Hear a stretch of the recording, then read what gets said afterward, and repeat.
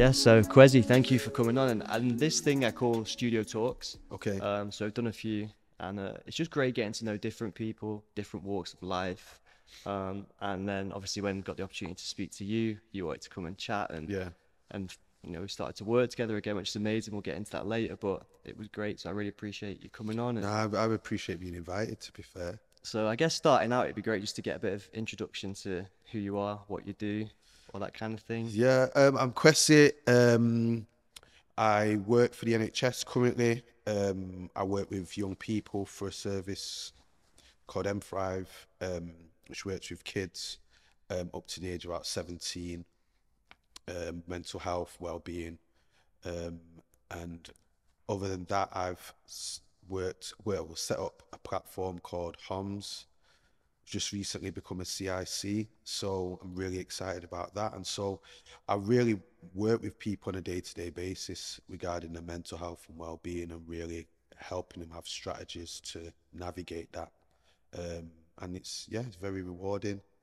Um, yeah, really excited about it. And when you say CIC, what Yeah. does CIC mean? So, There's so many so little yeah, like so letters little and thing. stuff. I'm It's a like, community interest company. So basically, what it is, it runs like a company, but all the, um, let's say, the profits remain within the company, because it's a community enterprise. In other words, it's doing something that is greater impact in the community, and I think that model fits well with what I'm doing, which is well-being, because it's like, yes, people who are involved in the well-being space have to earn a living, so to speak, but it kind of gets a bit techie when it's monetized in a way that, you know what I mean, that's just it. However, I just feel, for me, this was the best avenue to go down, because it stays within that space, and I can't ever see investment not being in people's well-being and mental health. yeah, I feel like You it's know what so I mean? important, especially well, it's always important, but I feel like growing, it's just there's so many things going on with it, social media, this, that, and the other, Yeah, and also a lot of stresses through the media and coming out of like COVID, that kind of stuff. There's so yeah. many different things that are appearing, popping up, and I think to have more people working on this is just so Yeah. great to see. You know what's interesting? Because obviously I retrained and qualified, so I'm a counsellor, and did it the long way. I did it for 3 years, or four technically. But my lecturer told our class about COVID and said we've yet to see the impact of it. So I did my first year on screen. Do you know what I mean? And all my class was on screen, Teams, and when we came back, it was a trip. You know what I mean? Seeing people for who they really are in the flesh. But what he said was true, that a lot of people were impacted by COVID, and I think for some, it's interestingly enough, um, kind of hidden, because a lot of families, for example, got closer knit, enjoyed each other's company, and all of a sudden that was changing. So for a lot of young people, that family unit became a solid thing, and the impact of that years later is, it's telling. You know what I mean? But yeah, a lot has happened. Yeah, I feel like socializing as well. There's a Yeah, lot of time where 100%. people weren't socializing, especially in a developing mind where you should be meeting people and Yeah. socializing. You must be seeing some of that now coming through a little bit. Definitely, especially kids who missed the transition. So kids who missed the transition from year 6 to year 7. They were in primary school when COVID hit, and then all of a sudden they've got a uniform in a massive school 4 times the size of their primary school, and we're expected to kind of like get on with it. You know what I mean? It's wild, and then you think about it. It's a lot, because certain things are missed out. And I think this is the difficulty with social media, in that what you mentioned earlier is that you tend to see people talk about stuff having done the journey. So they're speaking from a reference point of having done it. So I meet a lot of kids, and they're being told, well, your neurodiversity is your superpower, for example. And they're wondering why the kids are not responding to it properly. And I'm like, well, every superhero or every person who has a superpower, we have the privilege of seeing their origin story, which is usually, I don't know what's going on. Then it is, right, I'm coming to terms with what's going on. Then it's embracing it. Then hero is born. But we're like, it's your superpower. In other words, here's your cape, take that. And it's like, what? And it's that process. And that's, I think, in describing what I do, that's where I work, in that hidden place where we're working through what's happening, we're explaining what's happening, and this is how you can navigate. You are normal. It is okay. You're not a weirdo. You're not strange. You know, all these feelings that people have. And that's with young people and adults, because in my counseling capacity, I'm working with people with complex pasts, and it's about unraveling that in a safe space. Yeah. Do you know what I mean? And why is it that you got into what you do? Was it like a moment? What was your origin story? Was there a... Do you know what?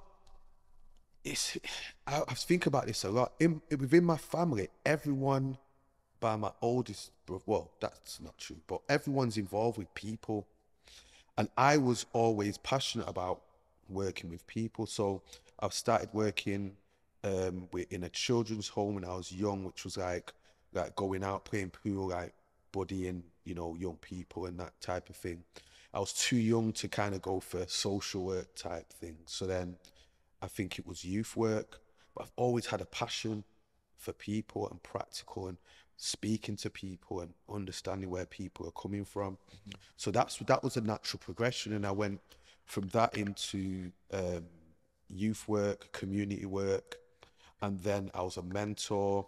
I started a mentor um, business, which was like mentoring young men who had no father figures um, in their lives, and so did that for a while, and then went and worked as a mentor for college. That kind of shut abruptly, and I didn't have the business mind to kind of work out doing other schools, so I then had to kind of get um, some work straight away in school, and I became a mentor in college. And then, yeah, while I was in college, I just felt, you know what, I really feel being able to sit down and listen to people and to speak to people would be something I feel I can do.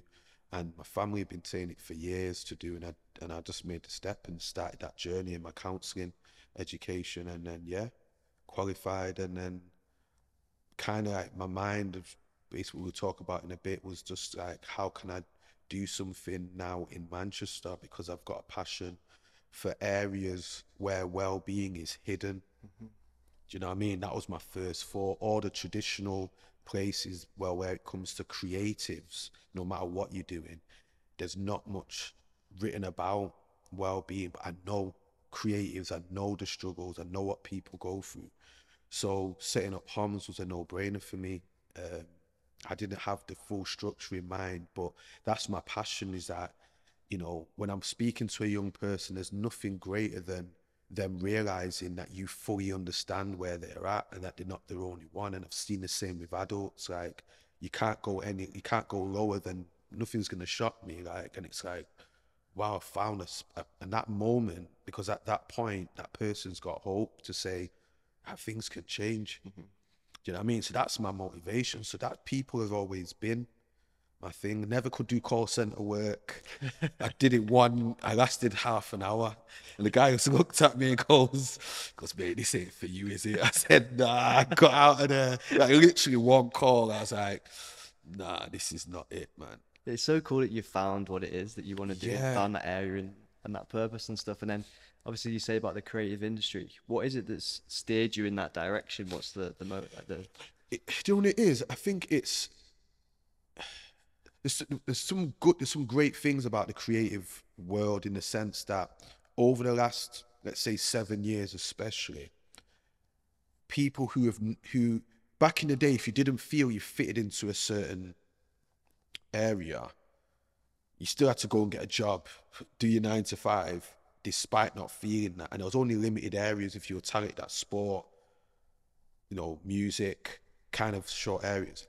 But into the explosion of creatives, in the sense of self-employment, doing your own thing, go in your own direction kind of thing.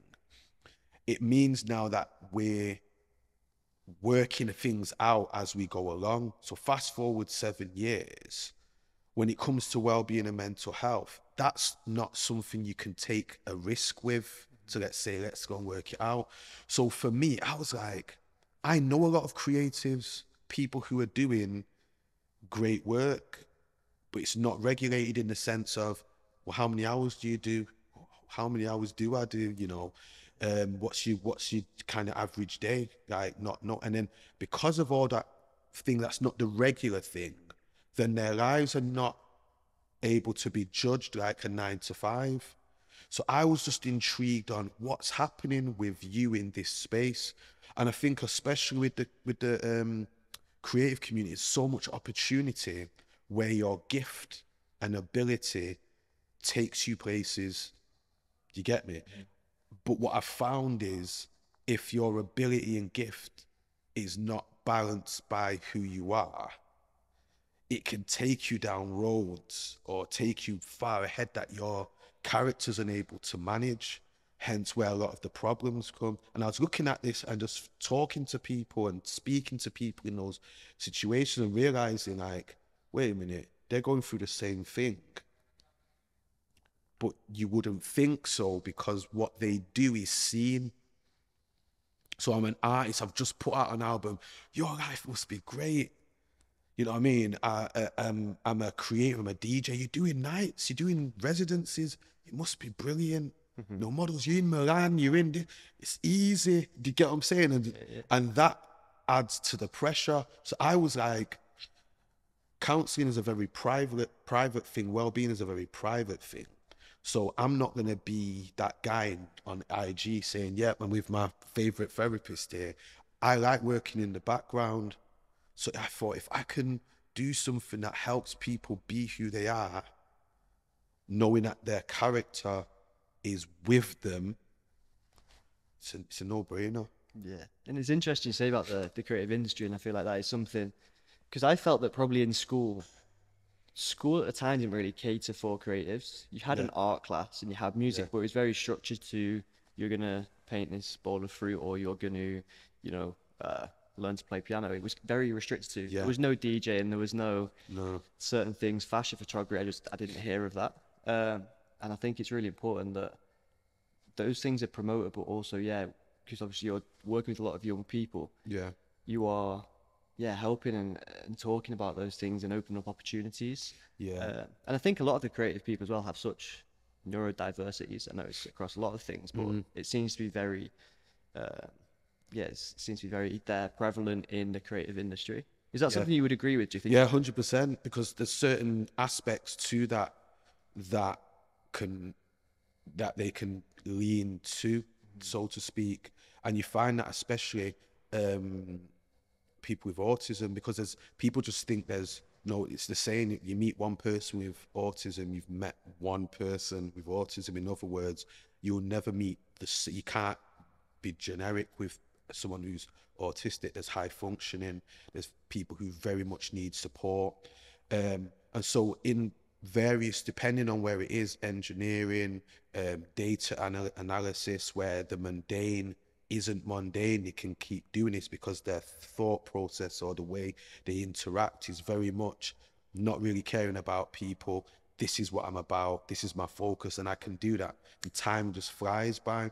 And so, yeah, and I think it needs to be balanced off as well, because it's just something coming from my background and my work. You see it on social media, like people are calling everything their ADHD. Oh, my ADHD is kicking in. And automatically, because of my work, I'm like, oh, wonder how that kicks in. Like, what is it? But you're not going to do that on social media. You can't do that on social media. Like, oh, what do you mean that was you can't call people out or for every post. But what's happened is there's an acceleration of, there are people who are navigating it, but there's also so many misconceptions, or that it's just this, ADHD is just not being able to sit still, or, when there's different, it's a big area, do you know what I mean? So I learned very early that I can't go on there and police people. What I can do is, in the proximity I'm in, just help one person, 2 people, 4 people, 10 people at a time to become the best version of themselves with co-occurring needs or no co-occurring needs at all. And I think what you said before about the creative space is that, you know, I can't tell you the amount of young people that I saw going through that battle, and I had to kind of do the left, look right kind of thing, and like what you doing here? Why have you chosen this subject? Asking them important questions like, oh, I'm doing it to please my mum, my dad. It's the only thing I could do. But it was interesting when you'd ask a young person, like, or ask a person, okay, tomorrow you're getting paid X amount of money, what are you doing? 9 times out of 10, it was completely different from what they were currently doing, because somewhere in the mind, they got told they couldn't do that. And obviously, with no opportunities really there, you couldn't. But fast forward now, a kid could be in class and checking his streamings for the song he posted yesterday. That's Do you know mad. what I mean? It's crazy. Like the opportunity now is like, you can look at his eBay account and say, oh, yep, just sold another pair of trainers, earning more than a teacher who's lecturing me, saying if you don't pay attention, you're going to be working at this place or that place. Do you know what I mean? It's crazy. So with that opportunity, so many people are taking it, which is great.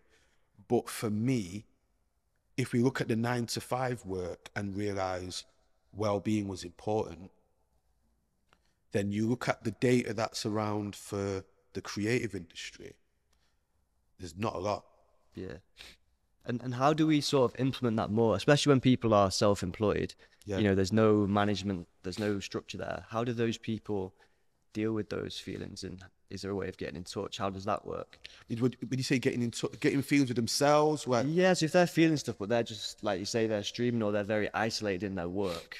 Yeah. How do people like that, if they're struggling, feeling anxious, depressed, what's the way of them sort of... yeah, there's a number of things. I think one of the things is like, okay, counseling is one aspect of what someone needs, and someone might feel like, okay, I don't really feel I need counseling.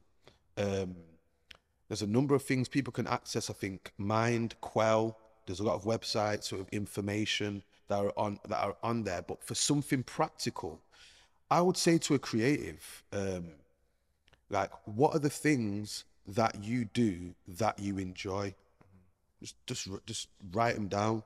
It's not a loaded question. What are the things? And it's about how you feel. That's the thing. And I think what helps people is being deliberate. So to answer your question, you have to be deliberate with this, because you're deliberate with work.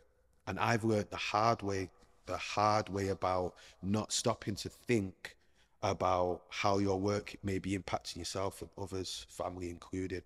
So what the important thing I would say to someone is, what are the things you enjoy, which is a complete opposite what people usually ask. Then you ask, okay, then what is it that you do for employment? Then they'll express that. And then you ask, when was the last time you did what you passionately love? What you tend to find is, I haven't, because of what I've been doing. So then my next point to them is, what can you do to do that thing you love in the week or the day or the month that you have? It sounds very simple, but what you're doing there is getting someone to identify something as far away as it may possibly have been because of the business of work that they connect with and that made them feel better. Then it's like, okay, what is it that you're currently doing? They can then see that. And then it's like, right, you get to manage this, you're going to have to include some time for you. Yeah. And that's where it is. That's where the real battle is. And I'm stressing this to people over and over, this whole debate about work-life balance. Yeah. For me, when someone realizes, right, if I just take the time to do that thing that makes me feel better, I'm putting myself first. it's self-care, it's self-love, rather than saying all those terms, because it can seem like extra work in itself when someone's not in the best of places. Then you realize I've not deliberately done these things because I've been running away with the work, so to speak. And that's what people have to learn to do. Do you know what I mean? I think, like you say, the work, like the balance work, all that sort of stuff is so difficult because we're in a time where when you go on social media, it's like you should get 5 hours sleep. You need to be up. You need to be doing this. You need to be running marathons. You need to, and then you just get overwhelmed. And you're like, oh my god, I'm shit. Like Yeah, I'm yeah. not doing enough. That's why that's why I'm very careful with the wording. I was thinking about this yesterday, if this came up. Even with my wording, I'll say to someone, what is it that you're involved with? What is it that, like, what's your thing? Like, what is it? And I think with creatives, it's not one set job or one set thing. But the dangerous thing is when you're busy, you identify who you are by what you do. Yeah. So you think about a networking, it'd be really interesting. Imagine a network event where you're not allowed to ask what someone does. Uh-huh. How awkward that would be, because it's natural, innit? I know it's important. Don't think I'm being weird about it. It's important, but what happens is people attribute who they are by what they do. So if what they do is not doing well, they're not doing well. If what they're doing is brilliant, they're brilliant. But what's even more confusing, if what they're doing is brilliant, but they don't feel great, Yeah. that's where people are really confused, or really. But it can be simple, what I'm saying. So what I bring it down to is, what's the thing you do? Because we can have work-life balance, but it looks completely different. Yeah. Do you know what I'm saying? Yeah. And I guess people replicate others thinking that should make me feel better, and then when it doesn't, again they're left confused because, well, they're happy doing that, so Yeah. why there's so many variants, isn't there, to Yeah. So when I say feel situation. better, for example, I know for me, being someone who's been asthmatic for years, I know for me, the fitter I am, the more my symptoms fade for asthma. I know my mind is sharper, my whole thinking process is better. So I know for me, working out, and biologically it helps. Endorphins are released. You know, you feel good. That's what you feel good at. It's hard workout, but you feel good after it. But like I said, there's some people, it might be painting. You ever met someone and say, oh yeah, who did that? Me? Yeah. Man, I never knew you could. No, I've done it for ages. But they've forgotten the feeling, because what it is, when you're in the moment, you're not realizing how much it's good for you until you stop. Mm-hmm. You know, you ever go back to the gym after not being there and you're like, I'm struggling at this weight. I used to do this for a warm-up. What's going? Because you didn't realize at the time how much it was good. That's why I break it down. What was the thing you were doing? Yeah, yeah. Like personal, like reading, or going for a walk, taking the dog for a walk, or going shopping, or people watching, or doing something. And it can start from 5 minutes. The point is that you've said to yourself, I've taken time out for me. And that goes into the next point about work-life balance, that someone can have back-to-back meetings in a week, but takes 15 minutes a day to get up and have that first cup of coffee in silence and chill and gather their thoughts. And that is work-life balance. Oh, but it's 15 minutes compared to 4 hours of meetings. No, but they come at the end of the day feeling fulfilled, because mentally I've had time for myself and I've done my work. And where I think the focus has been is that we need to balance it up. It's like, no, what is the optimum you can function on at a good level and be consistent, that there doesn't need to be a drop. And if I do this and I do that, that's going to enable me to do my work and move at that rate, then that's what I'll do. And then what happens is, when you're not doing that, you can look and go, I've not ran, or I've not read, I've not painted, not phoned that friend, not gone to town, not gone on that bus ride to nowhere. Yeah. Do you get what I'm saying? And that's where I think a lot of people struggle. I say to the young people I'm speaking with when we're talking, I'm like, so how do you feel? I don't know. And now try my best to locate that explanation, because I say to them, the more things are vague, the less you can deal with it. It's vague, it's massive, but when you bring it to a point, oh, this is what it is, you narrow it down. And I just think, yeah, sorry to waffle, but No, it's I think great. the point is being deliberate. You have to be as deliberate with your self-care as you are with your work. Yeah, definitely. You know, that whole thing, like, because if you think about it, there's been a lot of narratives within the creative space that for me personally isn't fair. You know, go hard or go home. You know, I had a phone call with a friend of mine, and I remember just saying it. I said, sometimes you need to go home, you know. We both started laughing, because there's this, it's almost like,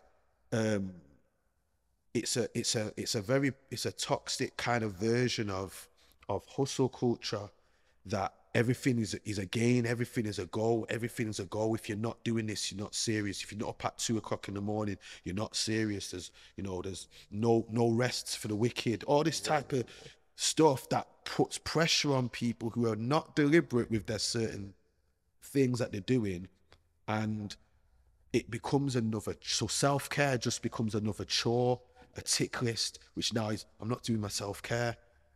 Gym's a burden. That's not what it's about. It's about taking that time for you, that you deserve to do this. You're allowed to do this. I think it's interesting talking. It kind of leads us on to how we got speaking and about the industry, which I have a lot of interest in, which is the modeling industry. Yeah. Because I think that is such a brutal area where people are so looked at that all these things go, like, it's hard to go unnoticed. And it's great that we've been able to work together on that, because obviously with the agency Faces, which we have, Yeah. this is what we're about, is opening up conversation about these topics and the things that people are going through. And so, yeah, talking this, it's really interesting. Another one I was thinking of is like no days off. Yeah. People love to say don't need no days off. It's like, no, you definitely need some days off. Yeah. Otherwise, you're just going to burn up into. Yeah, but if that person, but if that person's no days off, if that person is training in the morning and that training gives them that ability to do that, then that's them. But what happens is the comparison, because we don't really know each other. That's what happens. You see of someone's life, but you don't really know their life. It's like a story I heard years ago, and it was this younger guy and an older gentleman. And he asked the older guy, like, what time does he get up in the morning? Because I get up in the morning, 4 o'clock in the morning on the dot. And that's my day. And this young guy was going, nah, do you know what? I'm going to do the same.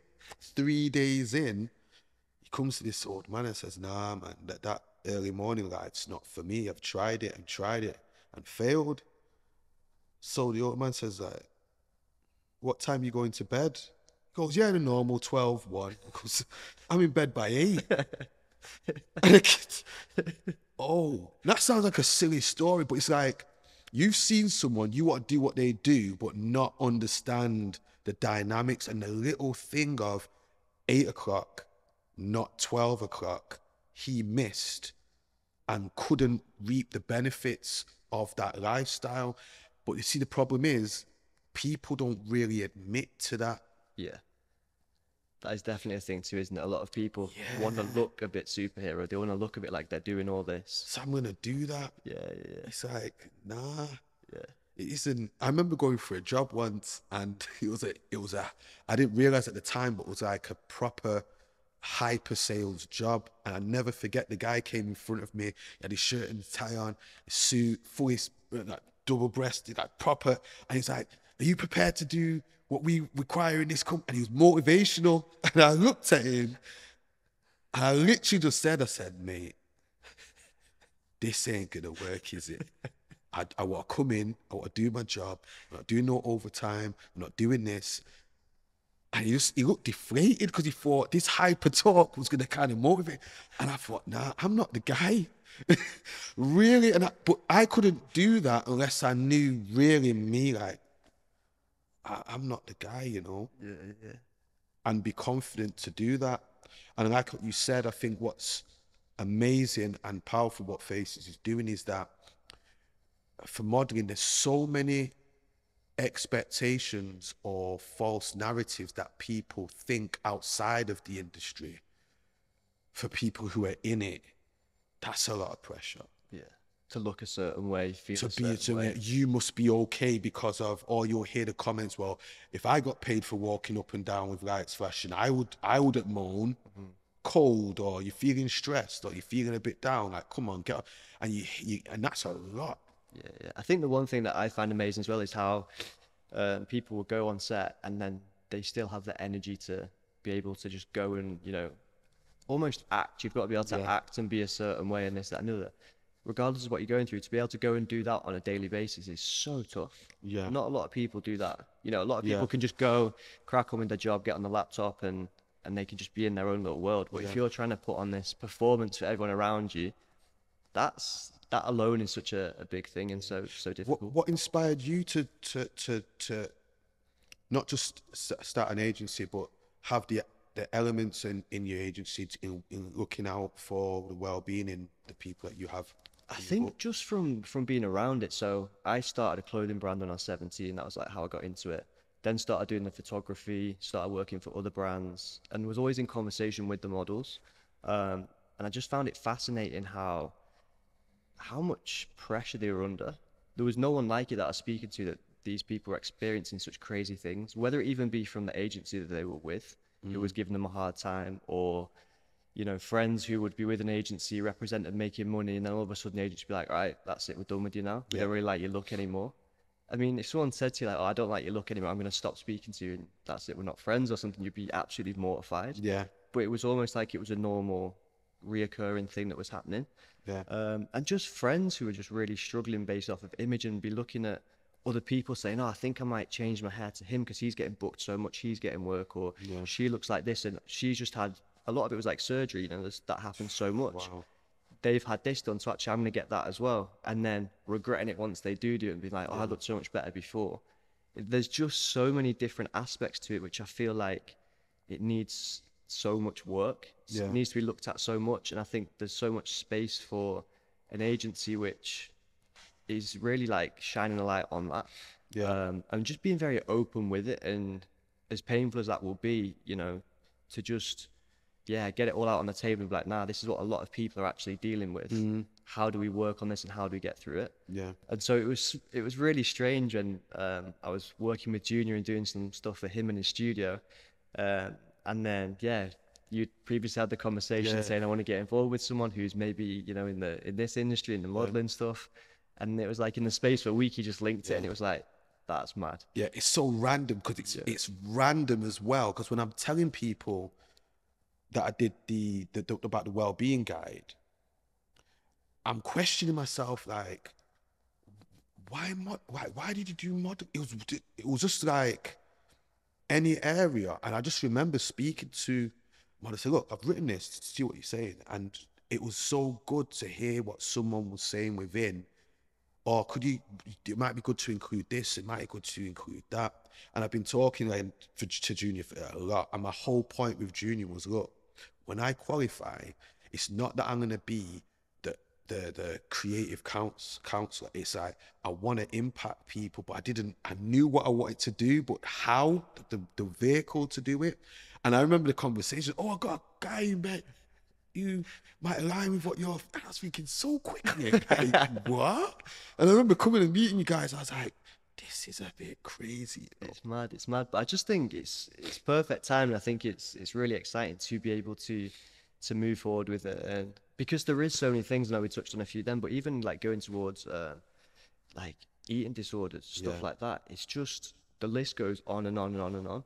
And it's so important that we can, I think as well with the agency, I obviously want the agency to succeed, but more than that, I want to, it sounds a bit like, I don't know, pompous, but to create a movement in which other agencies are looking in and going, oh yeah, we actually really need to step up now. We need to change the way, because I'm just really confused by the fact that not a lot of people are doing it. Not a lot of agencies. I still, like, someone today was telling me a story about an agency that they've been with, and it was just an awful story. And I was like, that's still happening. And I think because a lot of stuff with like the 9 to 5 office work is more policed, I would say. Yeah. It's more noticeable. Whereas in with this, because a lot of the people are freelance, they're almost scared to speak out because they think, oh, if I say something, then Yeah. they're going to cut my work, or Yeah. they're going to drop me because they think I'm causing too much trouble. Again, there's so many reasons why this industry is so important to back and to, you know, to help people out. Yeah. I don't think you realize how much of an impact it's going to make, because it takes one person to be passionate and to do it. It's not a gimmick. It's not pompous. It's like you start with the people you've got immediately around. You know what I mean? And I kind of realized that there's certain industries where they only trust the people who are in or who are from it or work around it. And so I was asking the questions like, why can't the makeup artist be confident to know if one of the people that she's doing stuff with breaks down and starts crying, that she's got a little bit of information to be able to send that person to the right place, rather than doing that, rather than feeling bad as a person, helpless. Yeah. Do you know what I mean? I was thinking like, why can't these type of things happen? And I think an industry is an industry. You know, you're not social workers, you're not anything like that. But I think what you're including as being a normal part of life is you're looking out for people who, in more cases than not, don't really have a voice. That's not going to have consequences if they say the wrong thing at the wrong time, so to speak. So it's, I really think it is, and it's going to, you'd be surprised how much it will. I'm just more wanting to empower people. Before, if I'm honest, the younger me was, I want to get in that industry. Now it's like, I'll throw things over into the industry. Like, hold that, go, because they trust you, they know you. There's some people that are gonna they're gonna confide in you, and then to be introduced to someone that shut shop, have to go through that again. Where it's like someone can just turn around on the phone, read this. Yeah. Oh, we've got this going on. Come out to that. Mm-hmm. Do you know what I mean? Just building stuff. And I think it's important to let people know as well in these types of industries that you're a work, whether you feel it or not, or treat it or not, you're a work in progress. So people don't have to know you're experiencing certain things or going through certain things. People don't.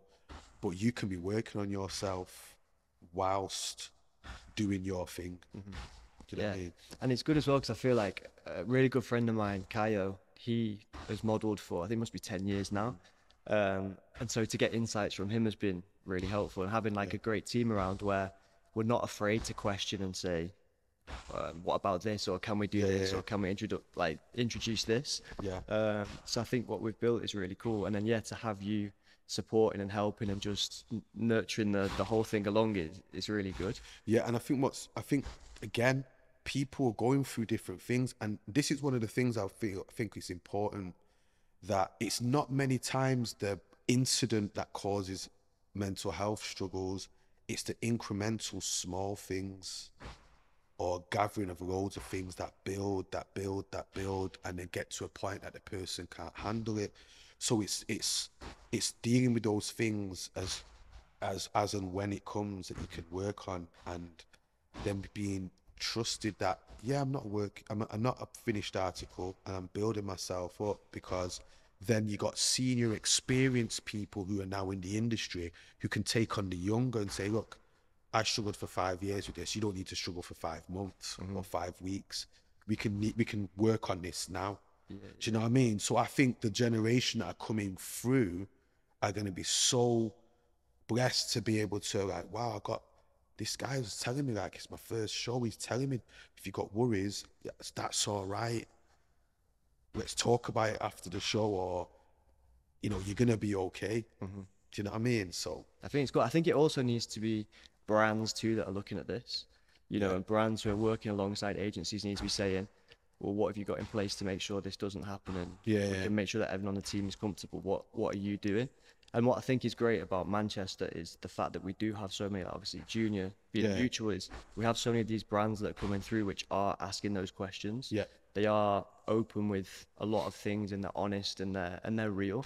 I think also what I've noticed is kind of like fake cool isn't cool anymore. Yeah. For so long, everyone was trying to be cool and behind this, like, you know, this whole fakery. And I think now people have been like, nah, this is real. This is what needs to be spoken about. And I think that's pretty exciting. I think there's a lot of pioneering going on, a lot of change that's happening in the industry. I think it's good. Yeah, 100%. And I think I think it sounds really silly, but I think that the desire to be authentic, it's gone full circle again.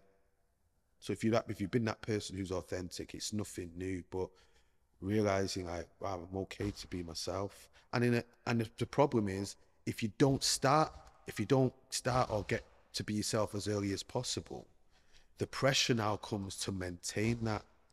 And then that again is the struggle that many people have, is that you know who you are, and you saw me in Vogue. You think I'm this, but that's great. It's funny. Maybe you're right on some things, but I know who I am. Yeah. But that again takes deliberate work. Do you know what I mean? And and I think something you touched on earlier is that I think even to tell someone to come so far without being deliberate, celebrating their resilience to get this far on limited knowledge of how things may have been taken a toll or how difficult it would be. You know, people just think, oh, walking up and down, it's not, you don't have to have resilience to do that. But the attention to detail, a misstep, and not everyone's celebrating you, but you're thinking, oh, did so-and-so see that? You know, what your relationship with social media. You know, it's interesting when you see people get interviewed and they said, oh, I'm not on social media. You need it. You need to know what's going, like, no, I'm good. And I'm always wondering, what led to that decision? What gave you the bravery to be able to say that and not blink? Yeah. Do you know what I mean? Yeah. I think that's a massive thing. I think so many people feel that they have to be in those situations. Yeah. I've had it recently, actually. A few people have said, look, yeah, I want to join an agency. It's great what you're doing, but I don't want to be on socials. Like, I don't like doing any of that. I just want to be me behind the scenes, like switching off from it. And I think that's interesting, is that's fine. Yeah. You don't need to. I think a lot of, again, like, not throwing shade on the agencies, but a lot of people say, oh, you need to be doing this amount of TikTok, you need to be this amount of Instagram. People just like, nah, I just want to go and do a photo shoot. You know, that's where I'm comfortable, and then I want to get off and I'm done.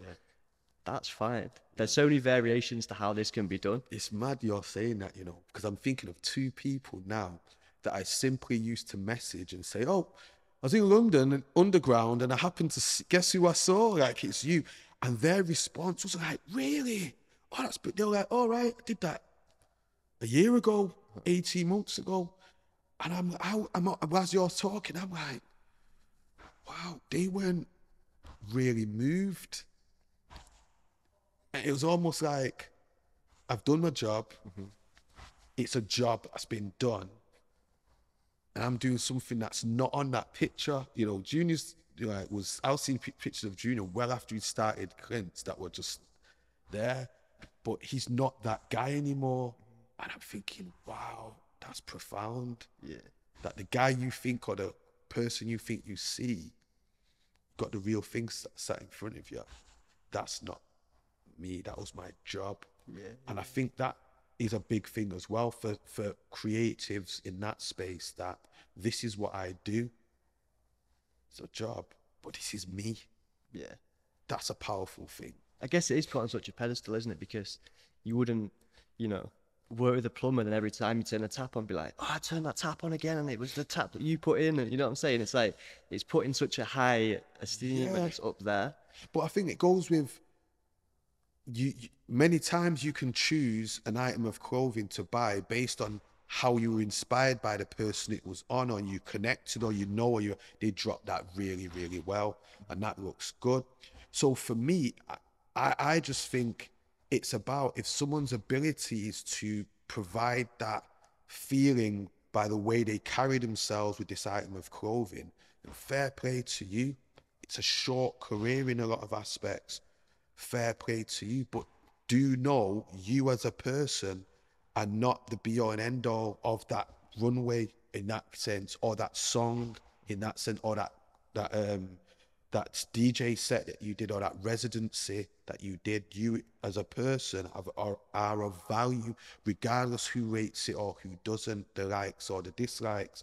And I think why it's important is you're getting people who are growing up with the IG, Snapchat generation where the attention of eyes is on them, and how they handle that. They can bring it to the agency that's you recognize, and you have to kind of explain to them why this is what's going to happen and this is how things are. Language as well, which is why again I feel it's so great that what you're doing. You said it before, you know, we don't need you anymore, like projection. Yeah, that to me is just crazy. And I think like you touched on longevity of modeling.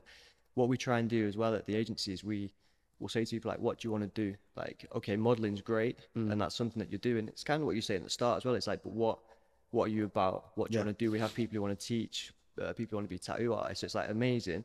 So let's do these jobs. Yeah. Let's get that money, whatever it is that you want to do. Let's give you all the help that you can with that. But then also let's focus in on, all right, is there some tattoo artists that you can go and work with, or how's the university going and how's the teaching going? Yeah. Or actually, I was feeling a little bit like this, or maybe I'm doing too much in this area with the modeling, so I need to step back. And it's like appreciating and understanding that. Yeah. I think, and not just saying to someone like, we don't care about that. You've got a shoot booked on Tuesday, so you need to be there. Yeah. Well, they might have deadlines, or they may have other things going on. So it's tailoring it to everybody who's involved as well, and not just being like a one size fits all agency of, right, you're all just going to work as much as possible. Yeah. And it also prepares people to give themselves to what an agency does as well, because the practical thing is you do what you do.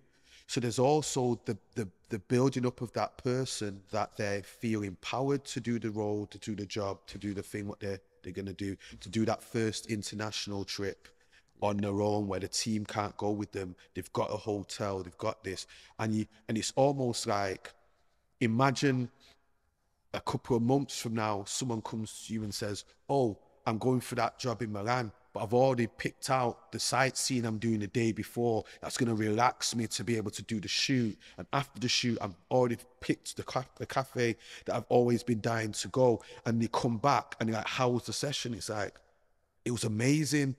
Got to do this, this, and this. And you're looking at them, they're looking at you, and like, we talked about this and you did your job. But around that job, the things that nobody knows, we know, you got to do, that enabled you to do that. And I think that's, and I'm saying this deliberately because for some people, like, oh, that's not realistic and that's not the case. I'm like, why can't it be? Why can't it be? You know, why can't an artist who comes to Manchester be asked, what do you want as your rider? And they have the freedom to say, would it be possible to have a gym pass, please? Yeah. I've seen you've got this. Would it be possible to have this type of food? Not being a diva, I just don't want to eat X, Y, Z, or I don't want to eat after this time. Do you know what I mean? Is there anywhere that's got a class on that I could go to? Or have you got a personal trainer that could come in and do a session because I don't want to be out? You get what I'm saying? Like, why can't that be, instead of branded, this, that, you know, any other thing that they've been using to escape and not help? Like, why can't it be that?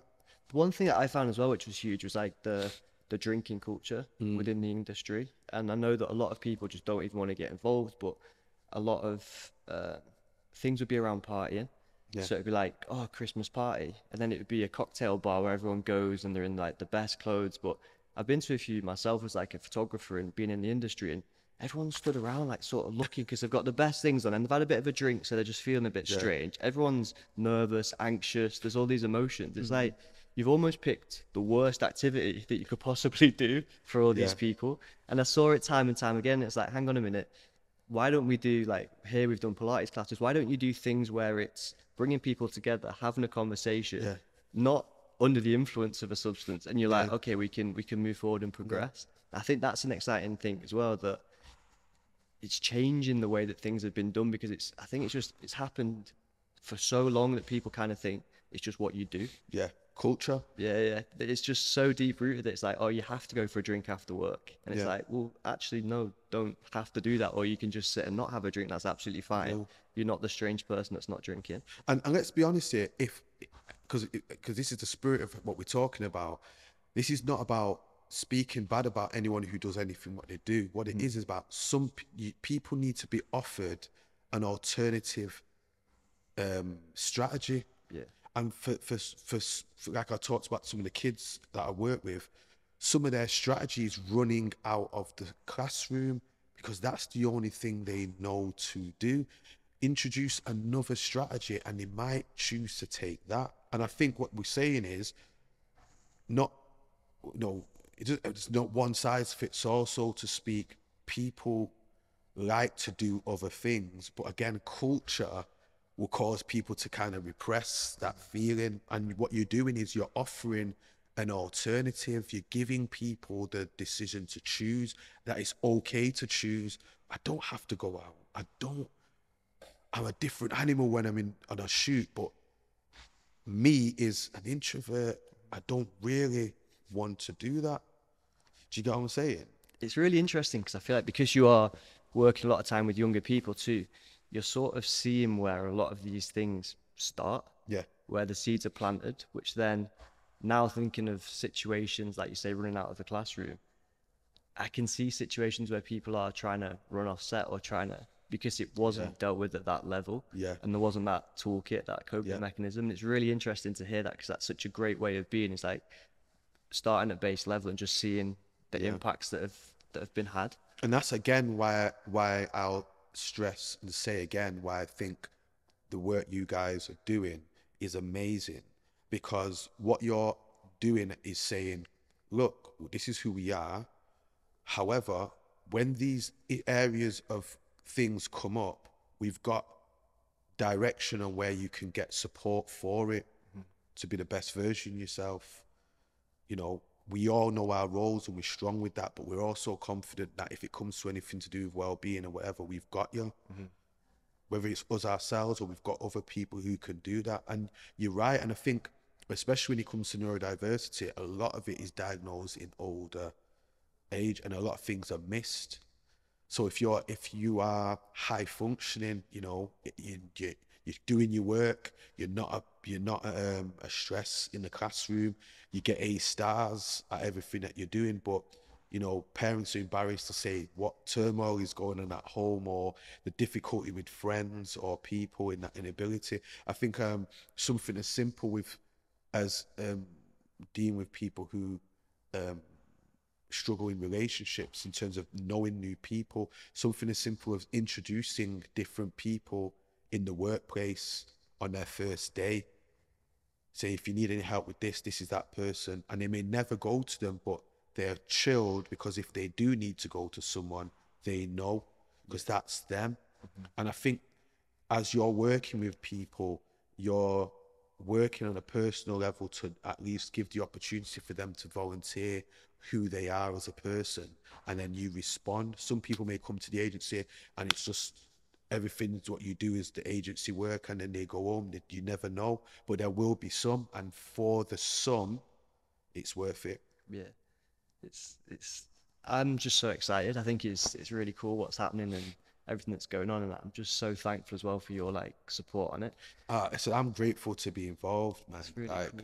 I'm grateful. I'm pinching myself like, wow, this has moved so quick. And then just what I'm excited about as well is just the setting up of it as a CIC now, and bidding is going to be going through the next couple of weeks, and hopefully by the end of the year we've got some things. I've got some projects that I wanna do and empower people and allow people in their spaces to do reciprocate and just go through the same thing and help just a generation of people not have to go through stuff silently. Yeah, it's huge. It's huge. Yeah. It'd be great to catch up as well when this has gone through, when there's more projects, maybe bringing in more people too that are definitely working on things and from a different angle than just the modeling agency, what else is going on and what they're doing. I think just in explaining the HOMS is an acronym for Heart on My Sleeve, and the whole idea I had for that name was that we talk about people, oh, he wears his heart on his sleeve, it's talking about someone who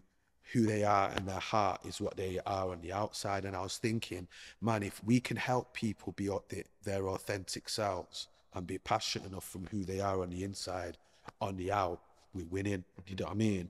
And I just feel like for creatives in business, education, and the creative space, that's who we for. That's who, and it's mentioning that over and over again, that in a seemingly wild west, you know, there is people there who understand where you're at and can work with you with that. And if there's people who are hearing this, watching this, and thinking, I need that for what I'm trying to do, what can they do? Can they just reach directly out to Homs and be like, yeah, reach that directly to us. Obviously, I'm just be transparent as I can. Website, all those things are to come, but DM, just get hold of me. I'll be able to speak to you. I'll be able to set up a consultation, talk to you about what it is you need, and direct you to what you can get to get it. And there's a number of ways to do it, and you know, don't let cost stop you from reaching out. There's so many ways can be helped. Perfect. Thank you for talking. No, I really you again, appreciate it. man. It's exciting. And we need to do this again a bit further down the line. Yeah, like, yeah. we did this, you know what I mean? Yeah, 100%. Share some stories and bring some people in as well that have also been in Yeah. situations or whatever. I think we can really open this up to a really Definitely. great conversation. Definitely. So appreciate it. Thank you, man.